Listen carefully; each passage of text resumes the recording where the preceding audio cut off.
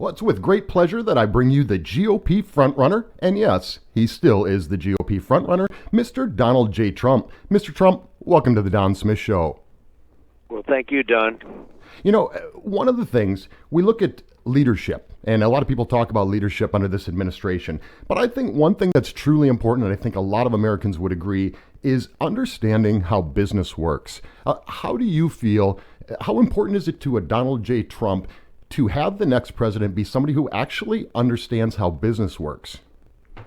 Well, I think one of the reasons that I've resonated is people understand that I know about business, and I know not only deal making but also management. And I think it's a very important element in what we're getting into, because frankly, if you look at what so many countries are doing to us, the way they're taking advantage of the United States, that won't happen with me. And we'll make our country rich again, and we'll make our country great again. But you need a business background, at least, especially now when we're doing so badly. We owe $19 trillion in debt, and we're doing so poorly. And I think a person that has a tremendous record at business would certainly be a help. You know, when I hear your slogan, "Make America Great Again," Donald, I think about all the things that we're told we can't do anymore. You just mentioned the debt. We can't fix that. We can't stop spending. We can't build a wall. We can't deport people. All these things that we supposedly all of a sudden can't do, Americans can do these things. Am I right? Right. Well, you certainly can, and we need a wall. And if you want to ask about walls, ask Israel. They have a wall, and it works 100% or almost 100%. And, you know, they've had tremendous success with it. And we need a wall, too, from the drug standpoint, from people coming over, just walking into our country.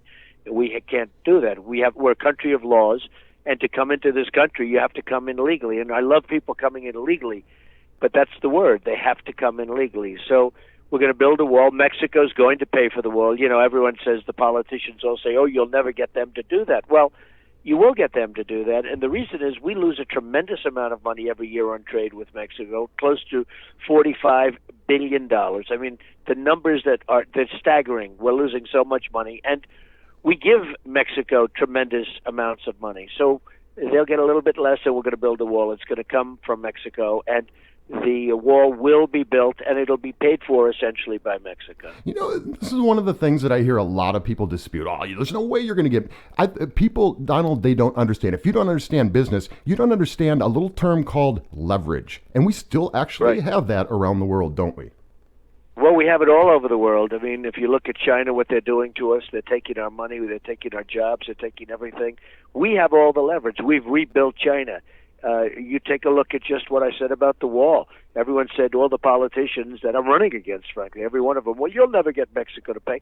Well, then when I explained that we have a trade imbalance of $45 billion a year, and when I explained that we give billions of dollars over the years to Mexico, people start saying, oh, maybe we can get them to pay.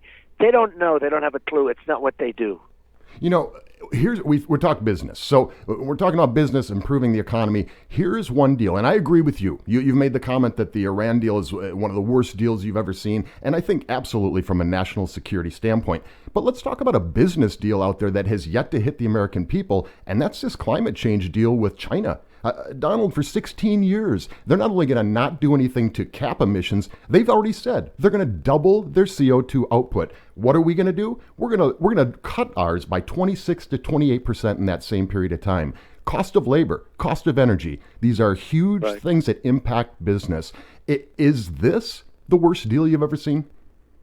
Well, I think that there's so many of them. We make them all. I think the Iran deal has to go down as number one, but you look at the deals we make with China, where they're going to go out 32 and 35 years before they start meeting certain standards, and we have to do it immediately. And the problem with that is our businesses can't compete. Then you wonder, why is China so much more competitive? There are many reasons, most particularly the devaluation of their currency, which is just incredible what they're doing to us. So China is killing us in every way. Yesterday there was a front-page article in the New York Times that China is using much more coal, and just spewing it into the air.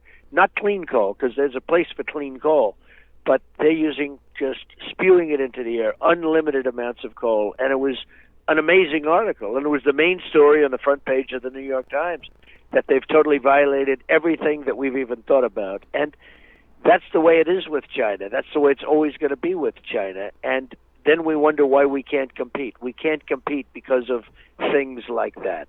How big is it? Because I think this is something you understand probably better than a lot of people. The cost of energy. I mean, one of the things that created the Industrial Revolution here in America, that one of the things that made us great is low cost of energy, the ability to produce and compete. How important is that when we talk about comparing the U.S. to China or India? It's a huge factor, Don, and frankly, it's a factor that now, for the first time in many, many years, can turn to our advantage, because due to new technology and fracking and various other things, we have so much energy under our feet. We don't need it from the Middle East anymore very shortly. If it would open up, we certainly wouldn't need it. We don't need it from anywhere. We have it for ourselves, and we have excess capacity that we can sell. And, we're a huge seller of coal to China, if you think about it. So we can't use coal, but China can. And China's using it in a very unfortunate way. So we are. Whoops! You have a buzzer going off there, Don, but that's okay.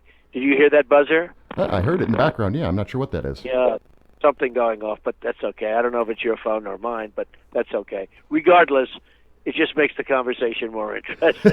Maybe that's the Chinese calling, asking us to stop talking about it. We're being hacked, Donald. But it is a tremendous problem, and it's a problem that we really can now make an asset. But the problem of China and what we're doing and our negotiators that don't know what they're doing is a tremendous problem. Now, I want to shift gears a little bit, because my listeners, something they're very passionate about is, I'm a veteran myself of the submarine force. I have a lot of veterans out there listening. And you're right. The only one to me that I've heard even address the issues of the VA. They don't talk about the veterans. They don't want to. I'm there. I see the other candidates. They never even mention the veterans. They don't care about the veterans. They don't even mention them. And you're right. I think I should get, I hope to get 100% of the veteran votes. I'm the only one that cares about the veterans. I have a veterans plan out where if the veteran has to wait, they go to a doctor and we pay the bill. A doctor that's, located fairly near, or a hospital that's located near, even if it's public or private. What difference does it make? They have to get care. We're losing thousands and thousands of veterans a year. The numbers are staggering when you really hear them. They're dying because they can't get care. So I'm going to take care of the veterans, and nobody else is even talking about the subject, just like nobody else really talks about illegal immigration until I brought it up. That's exactly right. I want to mention that was a question, actually, that came to me from a group called Citizens for Trump. You have a lot of grassroots organizations out there, and no, to my liberal friends, this is not a super PAC. They're grassroots volunteers. So I just wanted to mention Citizens for Trump. I do have. It's amazing. I see so many people. I'll go out on a tour, and you'll see these shirts with logos with Trump something, and Women for Trump and Vets for Trump, and these are organizations, and I don't even know about them. They're just forming because they want to help. They hear what I'm saying. They know me. They've known me for many years indirectly, I guess, just by watching. So I guess I've been pretty much of an open book. But I have tremendous support out there. There's no question about it. And that's why my polls, I'm leading in virtually every state. I guess I'm leading, now that I'm leading in Iowa again, I'm leading in every state. Well, you're the Donald. Hey, I want to talk about this. You got a new book out here. Tell my listeners, tell us about Crippled America. Well, Crippled America, tough title, and I decided to go with that title. It was a little bit like, should I do it or should I not do it? Even the picture was the worst picture I took, and I used it because it showed that I'm not happy.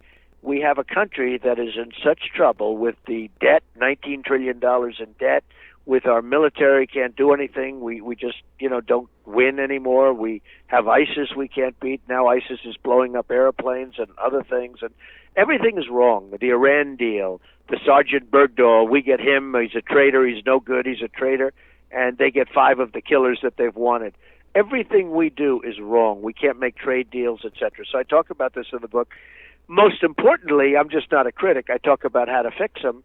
And I think the book hit number 1 on Yahoo yesterday. So after 2 days, it hit number 1. It's the toughest book that I've written, and I think the hardest I've worked on a book since The Art of the Deal.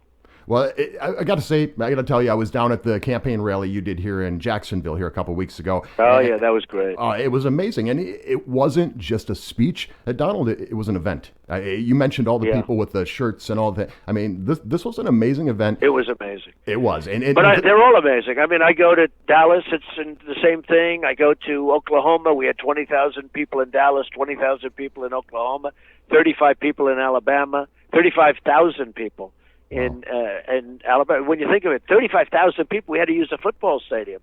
It's amazing, and the level is just like you saw in Jacksonville, which is such a great place, and those people were so incredible. But it's like that all over the country. It's like a movement, and they just want to stop being ripped off by everybody. They're tired of being ripped off by every country. You look at this Iran deal where we give them $150 billion, we get nothing. We don't even get our prisoners back. And they're tired of being ripped off. And you know what I think it is? I think it's courage. I think you're the only candidate that has the courage to actually do something about it. And I think that's what's resonating with the American people. Donald, thank you so much for your time. I know you've got a busy schedule. I appreciate you taking time to be on the Don Smith Show today. And get back out there and make America great again. I will, Don, and I appreciate it very much. And you take care of yourself. All right, you do the same. Thank you very much. That's Donald Trump, everybody.